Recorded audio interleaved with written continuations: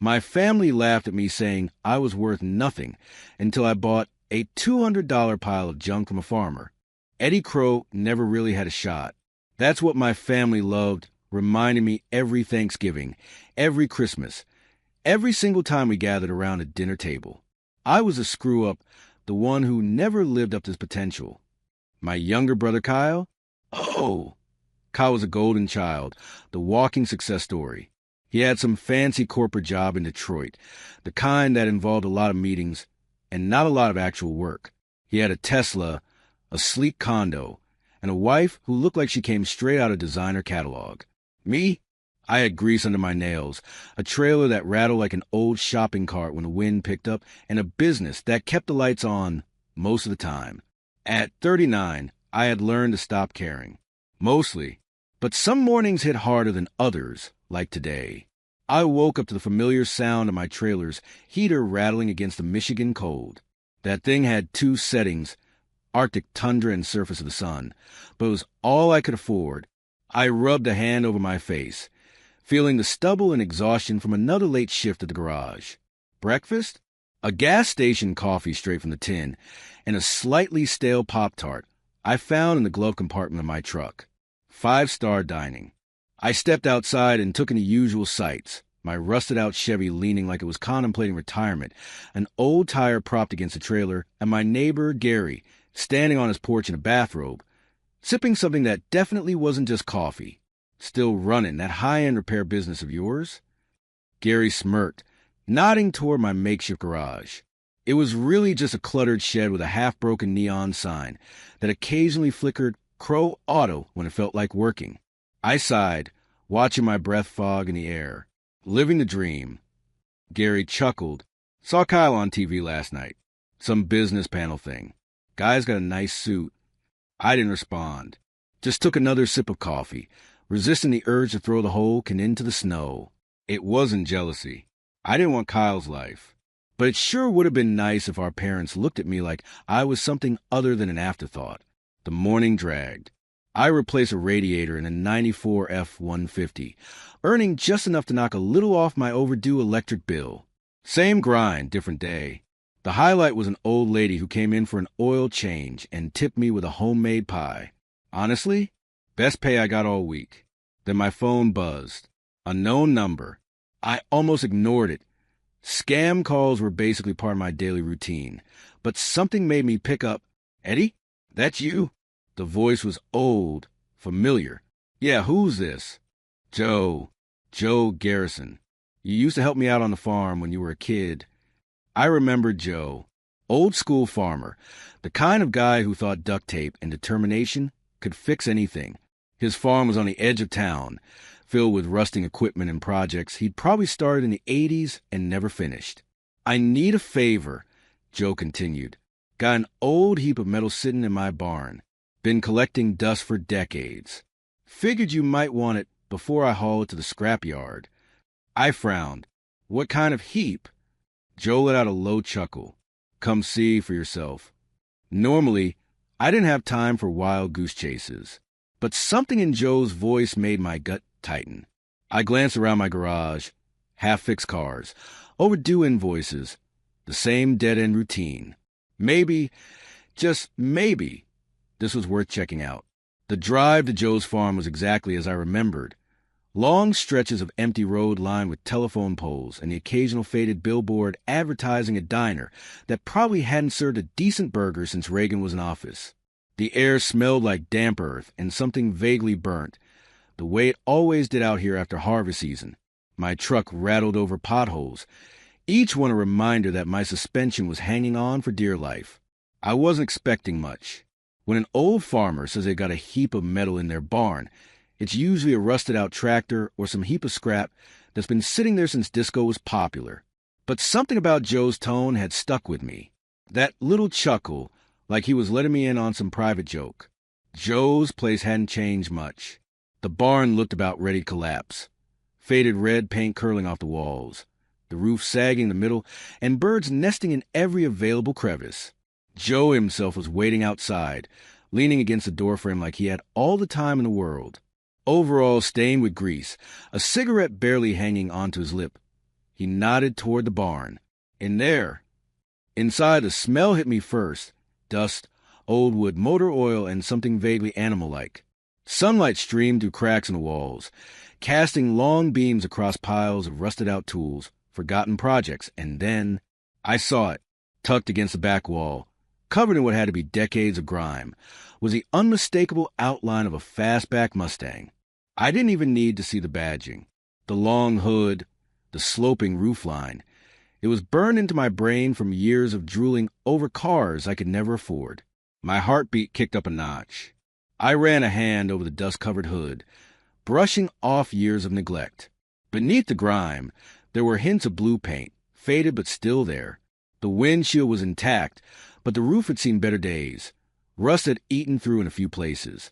The car wasn't perfect, but it wasn't beyond saving either. Shelby GT 500 CR, 1967. I crouched near the front bumper, wiping away another thick layer of dust until I found what I was looking for, the VIN plate. Pulling out my phone, I typed it in, my fingers shaking slightly. A quick search confirmed it. This wasn't some knockoff with a slapped-on badge. This was the real deal. Joe watched me with mild amusement. So? You interested? I forced myself to stay calm. What are you looking to get for it? He scratched his chin, taking a slow drag from a cigarette. Was gonna haul it off to the scrapyard next week. They offer me $200 for the weight. You want it, it's yours for the same. I nearly choked. $200. $200 for a car that, even in this condition, was worth more than everything I own combined. I did some quick math in my head. Even if I sold half my tools, skipped rent, and lived on instant ramen for a month, I'd still be coming out ahead. I kept my face neutral. That seems fair. Joe nodded, like we were sealing a deal over a couple of beers. I reached into my pocket, pulled out a wad of crumpled 20s, and handed it over. He pocketed the cash without a second thought. No idea he had just let go of something worth more than his entire barn. Need help getting it loaded? He asked, not even looking back at the car. I shook my head. I got it. We rolled it out into the sunlight, and for the first time, I got a full look at it. Faded paint, rust spots, a couple of dents, but the bones were solid. The original engine was still there. It was going to take work, time, and money I didn't exactly have, but standing there, looking at it, I knew this wasn't just another car. This was my shot at something bigger. Hooking it up to my truck, I could feel my pulse in my ears the entire drive back. The weight of what I had just done settled in. This wasn't just another job, another repair. This was my one chance to turn everything around. Dragging that Shelby GT 500 CR into my driveway should have felt like a victory. Instead, it felt like I had just spray-painted a target on my back. The second I unhooked the tow straps, I heard it. Laughter. First, a chuckle. Then full-on wheezing. I didn't even have to turn around to know who it was. Gary, my ever-observant neighbor, was leaning against his beat-up Ford, already nursing a cold beer, like he had nothing better to do. "You serious, Crow?" he hollered, barely containing his amusement. "That thing got a gas tank or a beehive in the trunk?" I ignored him. The sun hit the Shelby just right, making every rust spot, dent, and insult time had thrown at it stand out like a neon sign. To the untrained eye, it looked like I'd lost my mind. Peeling paint, a roof that had seen better days, and an interior that smelled like a mouse retirement home. But I saw what it could be. Didn't matter, though. Gary wasn't the only one getting a free comedy show. Word spreads fast in a town this size. By the time I grabbed a rag and wiped the dust from the windshield, a small crowd had formed. Neighbors leaning over fences, a couple of teenagers on bikes, even old man Jenkins, who I was pretty sure only came outside when free entertainment was involved. "Hey, man," one of the kids called out, grinning. "You building a parade float?" More laughter. I clenched my jaw and focused on the car. The way I saw it, their opinions weren't paying my bills. Then my phone buzzed. I pulled it from my pocket, already knowing who it was before I even looked. Kyle. Because, of course. I considered ignoring it, but I already knew how that would go. He'd call again. Then Mom would call. Then I'd get a text about how I was worrying everyone. Easier to get over with. So, Kyle's voice came through the speaker, already smug. Dad says you bought yourself a classic. I could practically hear the air quotes. If by classic you mean the best car ever made, then yeah. I replied, leaning against the hood. Best car ever made? Kyle snorted. You mean that hunk of metal currently lowering your property value? In the background, I heard my parents chiming in. My dad muttered something about another bad decision. And my mom sighed like I'd personally failed her in ways she hadn't even imagined yet. Look, Kyle continued, his voice switching to his signature, I know better than you tone. I get it. You like cars. But maybe, just maybe, you could have put that money towards something useful. Like, I don't know, an actual working vehicle? Or, I don't know, a down payment on something that doesn't have squirrels living in it. I didn't answer.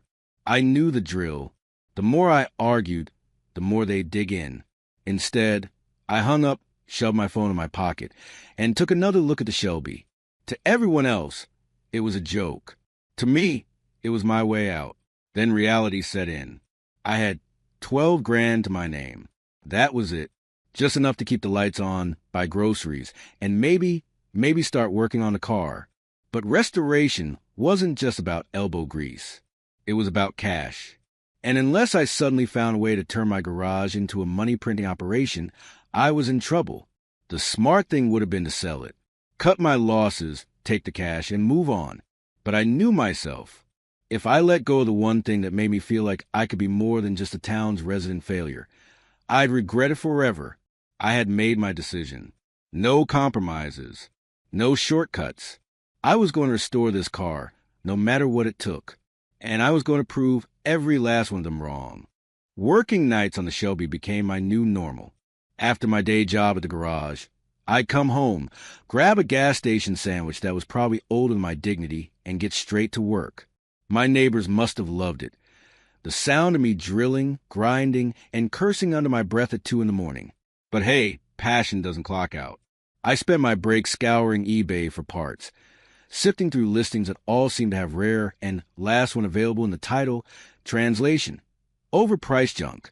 Some guy in Texas wanted $1,200 for a steering column that looked like it had been fished out of a swamp. Hard pass. Another seller claimed he had OEM mint-condition Mustang seats. They arrived looking like they'd spent the last 2 decades hosting a family of raccoons. When I wasn't online hunting parts, I was on Reddit, scrolling through our /classic Mustangs like my life depended on it. The guys, there were a mixed bag. Some genuinely helpful, others ready to roast anyone who didn't already own a fully restored 67 Shelby. I posted about my project, and within minutes, someone commented, might as well set it on fire now and save yourself the trouble. Encouraging. Then came the first real setback. I was under the hood, double-checking the cooling system, when I saw something weird with the radiator hose. Closer inspection revealed tiny teeth marks. I followed the trail to a nest of shredded insulation tucked near the firewall. Mice. Not just visiting. These little squatters had set up a full-blown condo. One even had the audacity to poke its head out while I was assessing the damage, like it was charging me rent. If that wasn't enough, my first attempt at painting the car was a disaster. Uneven, streaky, and somehow highlighting every flaw instead of covering them. I had watched a million YouTube tutorials, but apparently skill doesn't transfer through Wi-Fi. So I had to sand it down and start over, which meant more time and money I didn't have. At that point, I had about $12,000 left. Not exactly a Shelby-sized budget. I swallowed my pride and went to the people who should have had my back. My family. Kyle laughed the second I brought it up. You? You need a loan? For what? Another bad investment? I kept my voice steady. It's not a bad investment. This car. Oh, right, the rust bucket. Yeah, sure. Let me just empty my retirement fund for you. I turned to my parents. They exchanged a look, the kind parents give when they're trying to let you down gently. Sweetheart, maybe you should focus on something more practical. Mom said, sipping her tea like we were discussing the weather. That was it. The moment I knew I was on my own. So I did what any stubborn idiot with a dream does. I walked into a bank and bet everything I had. 50 grand, secured by my trailer and garage. If I failed, I wouldn't just lose the car. I'd lose my home. As I signed the papers, the weight of it all hit me. No safety net. No do-over. It was now or never. Back in the garage. I went at it harder than ever. Stripping down the interior. Redoing the wiring. Trying to breathe life back into something everyone else had written off, including my own family. Then one night, while tearing apart the glove box, I found something wedged inside. A crumpled pack of cigarettes. Marlboros. The old school kind. And behind it, a folded note, yellowed with age. I smoothed it out, reading the shaky handwriting. Joe, take care of her. She's got more heart than most people I know. 1968. I sat back, the note still in my hands, staring at the car like I was seeing it for the first time. Whoever wrote this didn't just own a Mustang. They loved it. They saw it as more than just metal and horsepower. And in that moment, I realized I wasn't just fixing up a car. I was bringing her back to life. Progress on the Shelby had slowed to a crawl. No matter how much time I put in, it felt like I was barely making a dent. The rust seemed to multiply overnight. Parts one needed were either too expensive or impossible to find, and my bank account was draining faster than my patience. The excitement was wearing off. My hands were covered in cuts. My back ached from working under the car for hours, and my motivation was hanging by a thread. Maybe Kyle had been right. Maybe I was just throwing money into a bottomless pit. Then, one afternoon, while I was wedged under the car wrestling a bolt that refused to budge, I heard a voice behind me. That's a 67 Shelby GT500, isn't it? I jerked up so fast I smacked my forehead on the undercarriage. Perfect. Now I had a headache to go with my bruised ego. Crawling out, rubbing my skull, I saw her. She had a camera slung around her neck, a notebook tucked under her arm, and the kind of confident smirk that said she knew exactly what she was talking about. Her name was Claire. She was a photographer working on a project about American craftsmanship. She had been driving through town, spotted the Shelby from the road, and decided she had to see it up close. I expected the usual reaction, the raised eyebrow, the smirk, the "you really think you can fix this thing?" Instead, she looked at the car like it was something worth saving. "You know," she said, snapping a few photos, "people love this kind of stuff. A guy restoring a classic in his old garage? That's a story." I shrugged, wiping my hands on an already filthy rag. "Yeah, well, it's mostly just a headache so far." She laughed, flipping through her camera roll. "Mind if I write about it? I run a blog. People might be into it." At that point, I figured why not? Maybe someone out there would at least appreciate the effort I was putting in. Maybe they'd even have leads on where to find parts that didn't cost a fortune. A few days later, Claire came back with a full setup, tripod, lighting, the works. She snapped pictures of the car on my grease-covered hands, the cluttered chaos in my garage, making it all look way more impressive than it actually was. She even filmed me fighting with another rusty bolt, laughing as I muttered something about Ford's idea of engineering. We started spending more time together. She had a way of making even the most frustrating days feel less awful. When I was about ready to throw in the towel, she'd be the one digging through forums, tracking down parts, messaging collectors. One night, she found some guy in Nebraska with an original carburetor. Another time, she scored a set of vintage wheels for a fraction of what I expected to pay. She made the work feel less like an uphill battle and more like something I might actually win. Then, about a month later, everything changed. Her blog post, "The Guy in the Garage, Restoring a Legend," took off like wildfire. 700,000 views. 700,000. People flooded the comments with their own restoration stories, offering tips, links to parts, and encouragement from guys who had been in my shoes. Someone even messaged me offering an original Shelby emblem for free, said I'd been sitting in his garage for years, just waiting for the right car. Overnight, I went from that guy wasting his money on an old Mustang to the dude bringing a classic back to life. Local news stations picked up the story. Car enthusiasts started reaching out. Some guy with a YouTube channel wanted to interview me. It was surreal. And for the first time in a long time, I actually believed I could do this. I wasn't alone anymore. The moment my story started picking up traction, my phone went from a useless brick to a nonstop buzz machine. At first, it was strangers, car guys, restoration enthusiasts, a couple of journalists asking if I had time for an interview. Then, as if on cue, my family suddenly remembered I existed. Mom called first. "Sweetheart," I saw the article. "It's nice, but don't you think it's time to start thinking about something more stable? Maybe even, dare I say it, something with benefits?" Classic Mom. Not a word when I was struggling to keep my lights on. But the second she thought I had something worth meddling in, here she was acting like she'd been my biggest supporter all along. I grunted some vague response and got off the phone before she started trying to set me up with a job at my uncle's accounting firm again. Then Kyle showed up. I was out in the garage, wrestling with the carburetor, when I heard tires crunching on the gravel driveway. I wiped my hands on my jeans and turned just in time to see his Tesla roll to a stop in front of my garage. He stepped out, adjusting the cuff of his tailored blazer, like he was about to walk into a board meeting. Kyle gave the Shelby a once-over and smirked. "So this is your big project, huh? Your ticket to success?" I stayed quiet. He circled the car like a shark, stopping at the rust spots and chip paint, shaking his head like he was personally offended. "Look, I get it. You got a little internet fame. But let's be real, what's your plan?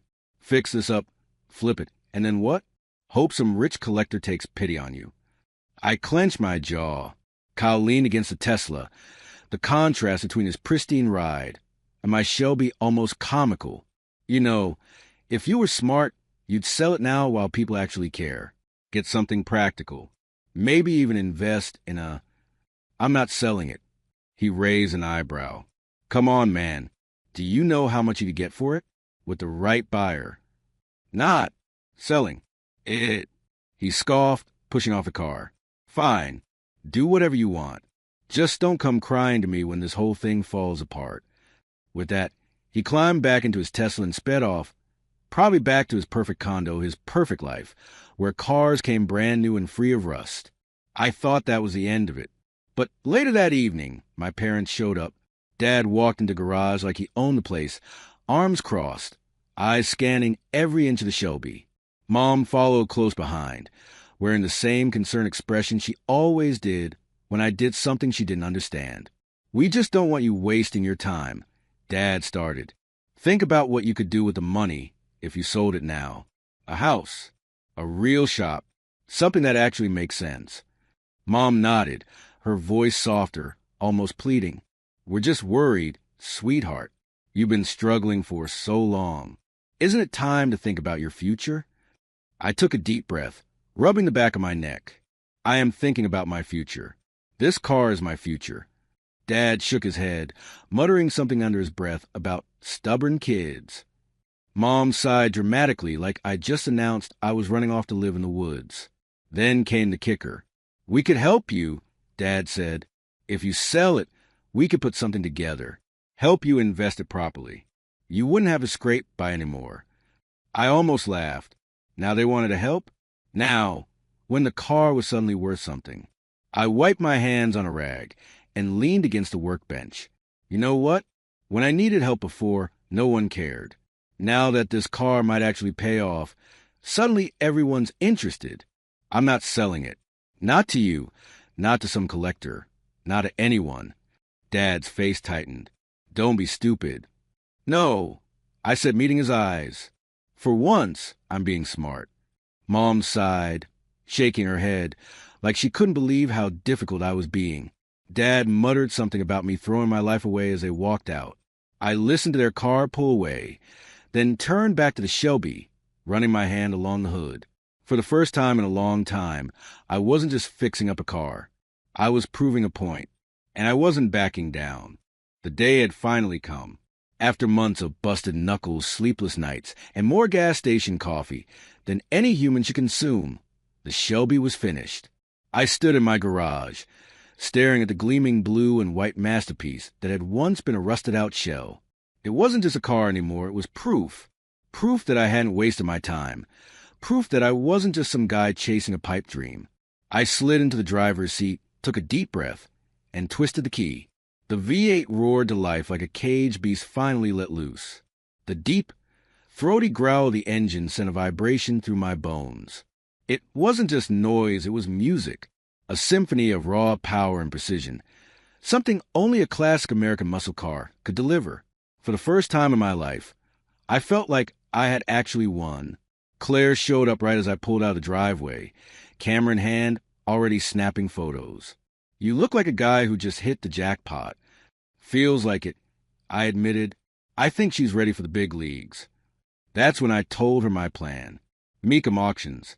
Chicago, one of the biggest classic car auctions in the country. If there was anywhere I could get top dollar for this beast, it was there.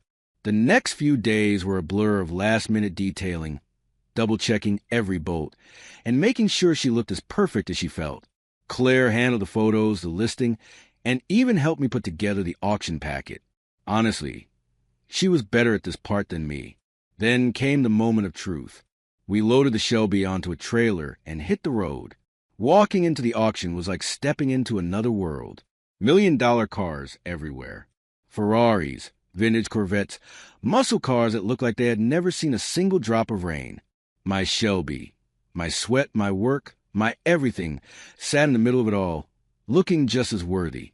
The starting bid was set at $200,000, a number I never thought I'd hear in the same sentence as my name. Then the bidding started. 210, 220, 250. The numbers kept climbing.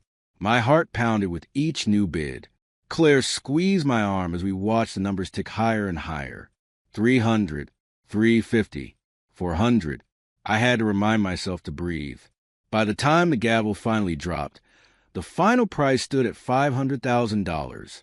$500,000. I stood there in stunned silence as the auctioneer called it. The room erupted in applause, but it felt distant, like I was watching it happen to someone else. After taxes and auction fees, I walked away with a check for $400,000. More money than I had ever seen in my life. More money than I had ever thought I'd have. I looked over at Claire, still trying to process everything. "You ever celebrate a payday this big?" She grinned. "No, but I think we should find out how." That night, we found ourselves at a rooftop bar overlooking the Chicago skyline. Expensive drinks, high-end steak, the whole deal. I let myself enjoy it. For once, I wasn't thinking about overdue bills, broken down trucks, or scraping by. For once, I wasn't the guy just barely keeping his head above water. Claire clinked her glass against mine. To the guy in the garage. I smirked. To new beginnings. And for the first time in a long, long time, I believed in them. The money hadn't even settled in my account before my phone started blowing up. Not from Claire, not from friends congratulating me. No, it was my family. The same people who had laughed at me, doubted me, told me to get a real job. And now they suddenly wanted to talk. First, it was Mom. "Sweetheart, we need to talk. Your father and I, we put everything into raising you. We sacrificed so much, and now that you have this blessing, don't you think it's time to give back?" I could hear the carefully measured guilt trip in her voice, like she'd been rehearsing this speech for years, just waiting for the day I might actually have money worth chasing. I could practically see her sitting in the kitchen, sipping tea, pretending this wasn't a shakedown. Then came Kyle, the guy who pulled up in his Tesla. To mock me now sounded like my best friend. "Look, man, I've been thinking. You did good with the car, but if you really want to grow your money, you should invest in something solid. I've got a business idea." I hung up before he could finish. Didn't even feel bad about it. Then the group text started rolling in. Aunts, uncles, cousins I hadn't heard from in years. Some were subtle. "Hey, we should catch up." Others, not so much. "Hey, I've got this thing I need a little help with." Even Uncle Rick, the guy who always had a sure thing that somehow never panned out, chimed in. "Kid, I got this real estate deal you're going to love. Small investment, big return." "Yeah, right." I sat there, staring at my phone, realizing just how predictable this all was. When I had nothing, I was a joke. The second I had something, they were lining up at the door. Claire walked into the room, raising an eyebrow at my expression. Let me guess. Family. I tossed my phone onto the table. They want their cut. Apparently, I owe them for raising me. Kyle's got some business idea. He wants me to fund. Uncle Rick's trying to sell me a dream. She laughed, shaking her head. Classic. You thinking about giving in? I grabbed my drink, took a slow sip, and thought about it for exactly half a second. Not a chance. I picked up my phone, scrolled through the messages, and took a deep breath. Then, one by one, I started typing. To Mom, I appreciate everything you did, but I don't owe you for raising me. That was your job. Love you, but this money isn't yours. To Kyle, buy yourself a set of screwdrivers. Build something on your own. To Uncle Rick, I'll pass. Good luck, though. To the rest, silence. I turned my phone off and leaned back, exhaling. It felt good. Claire clinked her drink against mine. To cutting the dead weight. I smirked. To finally moving forward. And just like that, I left them the rear-view mirror, right where they belonged. For the first time in my life, I wasn't looking back. The money wasn't just sitting in my account. It was fuel. Not for another car, not for some flashy spending spree, but for something bigger, something that actually mattered. Claire and I sat at the diner one night, burgers half-eaten, a pile of napkins covered in notes between us. We had been talking about it ever since the auction, tossing around ideas, but now it was real. We could actually do this, she said, scrolling through listings on her laptop. There's a shop for rent just outside of town. Big enough for a real operation. It was a no-brainer. The next day, we drove out to see it. A massive garage with enough space to fit at least 10 cars, a couple lifts, and an office that, with some work, wouldn't feel like a crime scene from the 80s. By the time we left, the lease was signed. Crow's Muscle Works was officially in business. The first few months were chaos. Between sourcing cars, ordering parts, and hiring mechanics, I barely had time to breathe. Claire took over the bookkeeping, marketing, and somehow managed to track down rare classics that had been sitting in barn for decades. I handled the wrenches. Our first big project was a 1969 Dodge Charger. Found it rotting in some guy's backyard, covered in weeds and home to a family of raccoons. The engine was shot, the interior was a disaster, and the frame had more rust than paint. But I saw what it could be. 6 months of sweat, late nights, and more than a few setbacks later, the Charger rolled out of the shop looking like it had just come off the assembly line. We put up for sale, and within a week, it sold for $150,000. That was the moment I knew we had something real. After that, business exploded. Word spread fast. If you had a classic that needed saving, Crow's Muscle Works was the place to go. The orders kept coming. The client list grew. And before we knew it, we had 10 employees, a wait list 6 months long, and a first-year revenue of $1.2 million. One night, after locking up the shop, I took Claire out to the spot where we had first talked about all of this, the rooftop bar in Chicago. She had no idea what was coming. As we looked out over the skyline, I pulled a small box from my pocket, flipped it open, and let the words come naturally. You were there before all of this, before the money, before the success. You believed in me when no one else did. I can't imagine doing any of this without you. So, how about we make it official? She didn't even let me finish before saying yes. With the business booming, we decided to finally settle down. I bought a house near Lake Huron, a place with a long driveway, a big garage, and a view that made you forget the world. The kind of place I never thought I'd be able to afford, much less call home. We got a boat, spent weekends on the water, and let ourselves enjoy the kind of life we had built from the ground up. No more worrying about the next bill, no more proving anything to anyone. I kept working on cars, but now it wasn't about survival. It was about passion, restoring classics, bringing history back to life. And for the first time, I wasn't just fixing up cars. I was building a future, my future. And this time, I wasn't doing it alone. Kyle showed up again like clockwork. This time, he didn't roll up in his Tesla with that smug look on his face. No, this time he played it different, casual, friendly, like we were just two brothers catching up over a beer. instead of him being the same guy who had written me off. "Look, man," he started, hands in his pockets. I scanned in my garage like he was actually impressed now. I was thinking, maybe we should talk. I leaned against my workbench, arms crossed. "Talk about what?" "You did good," he said, giving the Shelby's replacement. A freshly restored 70 Chevelle a nod. I mean, I would have done better. Probably flipped that car for double. But hey, good for you. I almost laughed. Of course. He had to make it about him. "You ever think about expanding?" he continued. "Bringing in investors? Someone with experience in..." Let me stop you right there. I cut in. I'm good. Business is good. Life is good. But if you ever need a fresh coat of paint on that Tesla, bring it by. I'll give you the family discount. Let's say $500. Kyle blinked. He opened his mouth, then shut it. For the first time, he had nothing to say. "You know what?" I added, enjoying the moment. "Make it 600. You look like you got money to burn." He left without another word. Didn't watch him drive away. Didn't need to. I had more important things to do. Claire and I hit the road later that afternoon. Not to fancy resort, not some business meeting. No, we were heading back to where it all started. Joe's farm. The old man was sitting on his porch, sipping iced tea, same way he probably had for the last 40 years.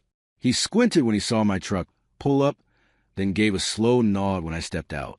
"Didn't think I'd see you back here," he said, setting his glass down. "Figured it was overdue," I said, pulling out an envelope. "For you."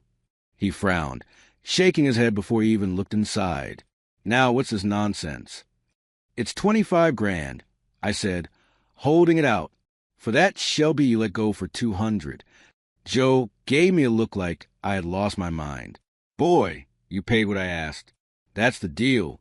You don't owe me a damn thing." "I know I don't, but I wouldn't be here without that car. And I wouldn't feel right keeping all this without making sure the guy who set me on this path got his due." He stared at the envelope, then at me, then back at the envelope. Finally, he grumbled something under his breath and snatched it away. "You always as stubborn?" Claire laughed. "You have no idea." Joe shook his head, but there was a small smile there. Guess that car ended up in the right hands after all. That night, I sat on my back porch, cold beer in one hand, Claire curled up next to me. The lake stretched out in front of us, still and quiet. My garage stood just beyond the driveway, doors closed, but ready for the next project. Sweet Home Alabama played on the radio, the kind of song that just felt right in a moment like this. I took a slow sip, let the moment settle in, and exhaled. I wasn't a screw-up, wasn't a waste of potential, wasn't a guy scraping by, waiting for a break that was never coming. No, I was exactly where I was meant to be, and I was king of this road.